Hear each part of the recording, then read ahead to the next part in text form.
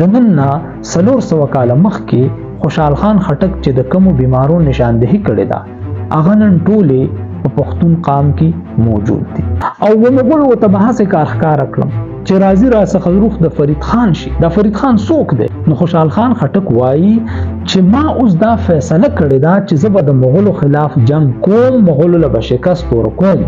خو که په دې کار کې څوک راشي او زما په زړه کې دا وسوسه اچي چې ته مه کوه دا کار، نو زه به هغه کس په اعوذ باندې فتح کړم.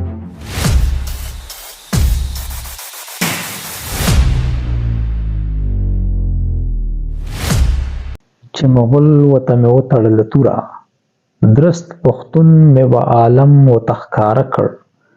اتفاق په پښتانه کې پیدا نه شو، ګینې ما به د مغول ګریوان پاره کړ. ما دولت درته ګټلی و په توره، دا زما د تورې نقش آواره کړ. بسم الله الرحمن الرحیم. زه معلم افضل او زه په خپل چینل معلم نامه کې تاسو ټولو ته هرکلی وایم. قدرمنو، په دې ویډیو کې به مونږ د خوشحال خان خټک په قامي او وطني شاعرۍ باندې بحث کوو. د خوشحال خان خټک د شاعرۍ یوه لویه برخه هغه په قامي یا په وطني شاعري باندې مشتمل ده. په دې شاعرۍ کې خوشحال خان خټک د خپل قام د را بیدارولو کوشش کړی دی. په دې شاعرۍ کې خوشحال خان خټک د پښتنو نه ګیلې کړي دي، د پښتنو چې کوم مسائل دي د هغې نشاندهي کړې ده. خوشحال خان خټک یو ډیر لوی پوهان. خوشحال خان خټک صرف شاعر نه دی بلکې هغه یو حکیم دی. هغه د پښتنو په نبض باندې ګوته ایښې ده او د دوی بیمارۍ معلومې کړي دي. د نن نه 400 کاله مخکې خوشحال خان خټک چې د کومو بیمارو نشاندهي کړې ده هغه نن ټولې په پښتون قام کې موجود دي. خو خوشحال خان خټک یو داسې شاعر دی چې هغه صرف د بیمارو تشخیص نه دی کړی بلکې د هغې علاج هم موږ ته ښودلی دی. که پښتانه چېرې په هغې باندې عمل وکړي نو د پښتنو ټولې مسلې به حل شي. اوس راځئ موږ سیده د خوشحال خان خټک هغه شعرونو ته راځو په کوم کې چې هغه د خپل قام سره د مینې محبت اظهار کوي او په کوم کې چې هغه خپل قام ته مخاطب. د خوشحال خان خټک شعر دی چې لکه باز په یوه غره په بل نظر کا، بیا زما نظر د سوات په کوهستان شي. د مغول منصب مې پرېښود هسې خوښ یم، لکه خلاص د لویه بند بندیوان شي. و مغول ورته به هسې کار ښکاره کړم چې راځي راڅخه روح د فرید خان شي. او په اعوذ به یې فتح کړم که خدای کا، په اعوذ به یې فتح کړم که خدای کا، په دا کار کې که څوک ما ورته شیطان شي. قدرمنو، په دې شعر کې خوشحال خان خټک 2-3 ډېرې ښایسته خبرې کړي دي. خوشحال خان خټک خو اول دا وایي چې څنګه باز په یو غره باندې ناست دی او په بل غر باندې د هغه نظري، یعنی بل غر د هغه راروان منزلي، دغه شانته زه هم په یو غر باندې ناست یم او بل غر زما منزل دی. مطلب څه دی د دې شعر؟ لکه څنګه چې خوشحال خان خټک په یو شعر کې وایي چې تیرا مې ولید راغلم تر سوات، پښتون مې ولید د لوی لوی ذات. یعنی خوشحال خان خټک چې کله د مغولو سره جنگ جګړه شروع کړه، د مغول خلاف مبارزه شروع کړه، نو هغه لاړو تیرا ته. د تیرا کې اوس چې هغه وایي چې بیا زما نظر د سوات په کوهستان شي، نو د هغې نه پس بیا خوشحال خان خټک چرته ځي؟ هغه ځي سوات ته، هغه ځي کوهستان ته. ځکه خو یې هلته سواتنامه ولیکله چې د پښتو ژبې لومړۍ سفرنامه ده. نو خوشحال خان خټک وایي چې ما اوس د مغولو خلاف دا کومه مبارزه شروع کړې ده او زه د پښتون قام د رایوځای کولو کوم کوشش کوم، نو اوس زه په یو غره باندې ناست یم لکه د باز او په بل غره باندې مې نظر دی، لکه په یو ځای کې ناست یم خو په آرام باندې نه یم ناست دی. اوس به زه بل ځای ته ځم او د مغول منصب مې پرېښو هسې خوښ یم، لکه خلاص د لویه بند بندیوان شي. خوشحال خان خټک په دې شعر کې په خپله دا اعتراف کوي چې ما سره د مغولو منصب و، یعنی زه د مغولو منصبدار وم. ځکه خو وایي په یو شعر کې چې د مغول دپاره ما تورې وهلې، پښتنو به راته کړې ډېرې کنځلې. خو اوس شاعر وایي په دې شعر کې چې ما د مغولو منصب پرېښودو، نو ما ته داسې محسوسیږي چې ما یو لوی وزن په خپله غاړه کې اچولی او هغې زه بندي کړم او هغه وزن اوس ما لړه کړم، نو زه بالکل آزاد شوم. او و مغول ورته به هسې کار ښکاره کړم چې راځي را څخه روح د فرید خان شي. دا فرید خان څوک دی؟ فرید خان د شیر شاه سوري خپل نوم دی. اوس شیر شاه سوري څوک؟ شیر شاه سوري په اصل نسل باندې په حسب نسب باندې پښتون، او دا هغه پښتون چې د مغولو لا د هغوی په کور کې شکست ورکو او په هندوستان کې خپل بادشاهي قائم کړ. خوشحال خان خټک په دې شعر کې هغه طرف ته اشاره کوي چې زبا د خپل پلار نیکه یعنی د شیر شاه سوري یعنی د فرید خان سنت تازه کم، او زه به مغولو ته داسې کار ښکاره کم، مغولو له به زه داسې شکست ورکم چې د فرید خان روح به مانه په قبر کې هم خوشحاله شي، او په اعوذ به فتح کړم که خدای کا په دا کار کې که څوک ما ورته شیطان شي. جی دا څومره دا شعر د خوشحال خان خټک د ژورې مطالعې او د ژورې مشاهدې غماز دی. خوشحال خان خټک په دې شعر کې څومره ښایسته اصطلاح راوړی. څه وایي په دې شعر کې؟ موږ دا خبره اورو او موږ دا خبره وایو چې کله د انسان په زړه کې شیطان وسوسه اچي، نو په هغه وخت کې ویل پکاره چې اعوذ بالله من الشیطان الرجیم. نو کله چې اعوذ بالله سره وایي نو شیطان د هغه ځای نه وتښتي. نو خوشحال خان خټک وایي چې ما اوس دا فیصله کړې ده چې زه به د مغولو خلاف جنگ کوم، مغولو له به شکست ورکوم، خو که په دې کار کې څوک راشي او زما په زړه کې دا وسوسه اچي چې ته مه کوه دا کار، نو زه به هغه کس په اعوذ باندې فتح کړم، زه به په هغه باندې اعوذ ووایم او په اعوذ باندې به هغه سړی زه فتح کړم. په دا کار کې که څوک ما ورته شیطان شي، که څوک د شیطان کردار ادا کوي او زما په زړه کې وسوسه اچي او ما ته وایي چې دا کار مه کوه، نو زه به هغه کس څنګه چې شیطان په اعوذ باندې فتح کیږي نو هغه کس به زه د شیطان په شانته په اعوذ باندې فتح کړم.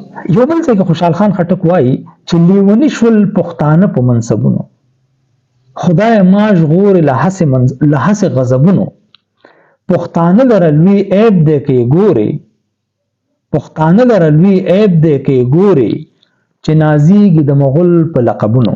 قدرمنو په دې شعر کې خوشحال خان خټک یو ډېر ښایسته خبرې ته اشاره کړې ده چې لیوني شول پښتانه په منصبونو.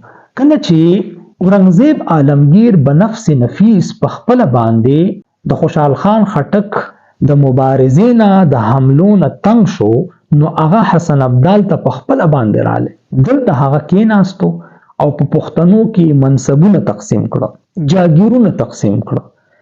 دا دوی له چې کم منصبونه ورکړه چې دا خان شو، دا نواب شو، دا سردار شو، او دا چې کم دی په هغه زمانه کې به یو څیزو هغې ته به ویلې 5000 او 6000 او 9000 دا هغه شو، دوی ته به دا پیسې ملاوېدې سالانه، او دا جاګیرونه په دوی کې تقسیم کړی شو. نن هغه څیزونه جاری دي او په فاټا کې او په نورو ځایونو کې چې دې ملکانو ته او دې مشرانو ته دا کوم پټکي ملاویږي چې د پټکي پیسې دوی ته د پولیټیکل ایجنټ نه ملاویږي، اوس ډیسي ګان شو. دا هغه څیزونه دي چې خوشحال خان خټک لیوني شول پښتانه په منصبونو، خدای ما ژغور له هسې غضبونو، او پښتانه لره لوی عیب دی کې ګوري چې نازیږي د مغول په لقبونو. مغول به دا لقبونه ورکول کنه، دا خان صاحب دی، دا خان خانه دی، دا هغه لقبونو چې کوم مغولو په پښتنو کې تقسیم کړو چې د نن تاریخ پورې هغه سیزونه را روان دي. نو خوشحال خان خټک په دې سیزونو باندې لعنت وایي او وایي چې یا الله ما د دې سیزونو نه نور وساتي، او پښتانه لیوني دي چې په دې سیزونو پسې ګرځي. دغه شان د خوشحال خان خټک یو بل شعر دی، پښتانه په عقل پوهه څه ناقص دي، کوټه سپي د قصابانو د جوستي، بادشاهي د مغول په زر و بایله، د مغول د منصبونو په هوس دي.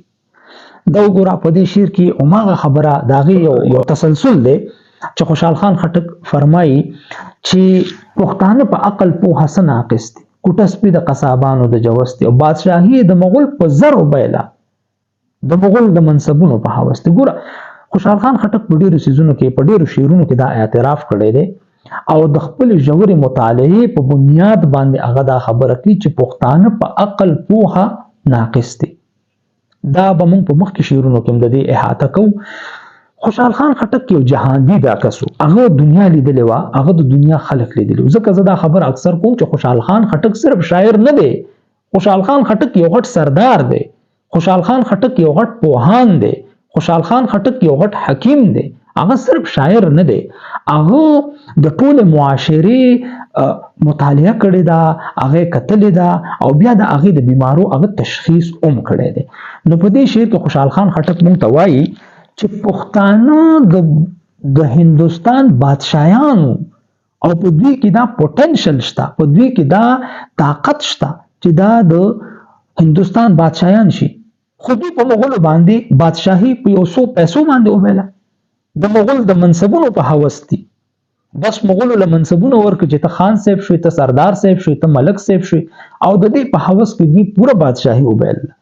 نو ځکه وایي چې دا بیوقوف دي، دا کمعقل دي، دوی د لږ څه دپاره ډېر څه پرېښودل. یو بل شعر کې خوشحال خان خټک وایي چې نه ننګ شته نه شرم، څه نابود دي دا سګان، زه په ننګ د پښتانه یم دوی نیولي مغولان.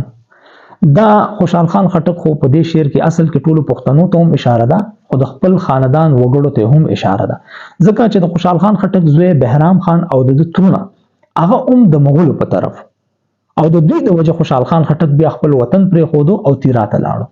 نو اوس وایي چې زه په ننګ د پښتانه یم دوی نیولي مغولان، ځکه وایي د افغان په ننګ مې وتړله توره، ننګیالی د زمانې خوشحال خټک یم.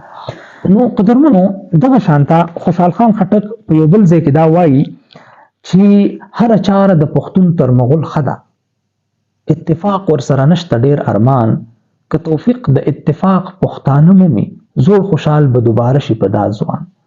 په دې کې هم خوشحال خان خټک هم هغه خبرې ته او هغه بیمارۍ ته چې کوم نن هم لګیا ده او د دیمک په شان ته، د چنجو په شان، د وینو په شان ته پښتانه د دننه نه خوري او هغه څه ده، هغه د بې اتفاقي. نو خوشحال خان خټک څه وایي چې هر چاره د پښتون تر مغول ښه ده، اتفاق ورسره نشته ډېر ارمان، چې د پښتنو هر یو کار د مغولو نه ښه دی، خو بس یو مسله ده او هغه دا ده چې اتفاق ورسره نشته. او که توفیق د اتفاق پښتانه مومي زوړ خوشحال به ګور. خوشحال خان خټک د پښتنو سره څومره مینه کوي. خوشحال خان خټک وایي که ما ته چېرته څوک دا خبر راورسي چې په پښتنو کې اتفاق پیدا شوی نو زه به ځوان شم، دوباره زما بوډاتوب به ختم شي، زما کمزوري به ختم شي، زما ضعف به ختم شي. او دغه شان قدرمندو د دې لیکچر یا د دې ویډیو اخیری شعرونه زه تاته وایم چې پیرا مې ولید راغلم تر سوات، پښتون مې ولید د لوی لوی ذات، عقل او همت مې د چا ونه لید، په بیرته راغلم ناست یم لامات. نو دې کې خوشحال خان خټک مونږ چې دا بار بار وایو چې د خوشحال خان خټک ډېره ژوره مطالعه ده او مشاهده ده، نو هغه دا ټوله پښتونخوا په هغه وخت کې ایکسپلور کړې ده او ګرځېدلی دی، پکې یو کس سره ملو شوی دی، د یو قبیلې سره ملو شوی. نو چې تیرا مې ولید راغلم تر سوات. مونږ په شروع کې په شعر کې هم دا خبره وکړه چې بیا زما نظر د سوات په کوهستان شي، او ما تاسو ته وویل چې د تیرا نه هغه لاړه چېرته سوات ته لاړه بیا. او پښتون مې ولید د لوی لوی ذات، خو عقل او همت مې د چا ونه لید. ما خو ټوله پښتونخوا وکتله، خو عقل او همت کې خبره دا کې یو عقل او یو همت دواړه یادوي، چې یو خو مې عقل ونه لید چې په لږو لږو څیزونو باندې غټ څیزونه پرېږدي، په زرو باندې بادشاهي د مغول په زرو بایله، د مغول د منصبونو په هوس دي، د منصب د زرو په لالچ کې. نو یو خو په دوی کې عقل نشته، بلې همت نشته. دومره تکړه قوم، دومره ډیر قوم، دومره بهادر قوم، او ناست دي په خپل ځای باندې او د شمار یو څو مغول راځي او په هغوی باندې حملې کوي او دوی چې کوم د همت بللی دی. نو په بیرته راغلم ناست یم لامات. دې ځای کې خوشحال خان خټک د پښتنو نه ډېر زیات مایوسه دی او وایي چې بس زه اوس راغلم او زما ملا ماته ده، مطلب زما همت ختم دی او زه ناسته یم او د پښتنو نه زه مایوس یم. نو قدرمندو دا د خوشحال خان خټک د شاعرۍ چې کومه قامي او وطني برخه وه هغه ما ستاسو مخې ته وړاندې کړله. پر روانو ویډیوګانو کې به انشاءالله موږ د خوشحال خان خټک عشقیه شاعري، د رزمیه شاعري او د په اخلاقی شاعري باندې هم بحث کوو. که تاسو دا ویډیو خوښه شوي نو تاسو دا ویډیو لایک کړئ، زموږ چینل سبسکرایب کړئ او دا د نورو ملګرو سره هم شیر کړئ. ډیره مننه، د الله په امان.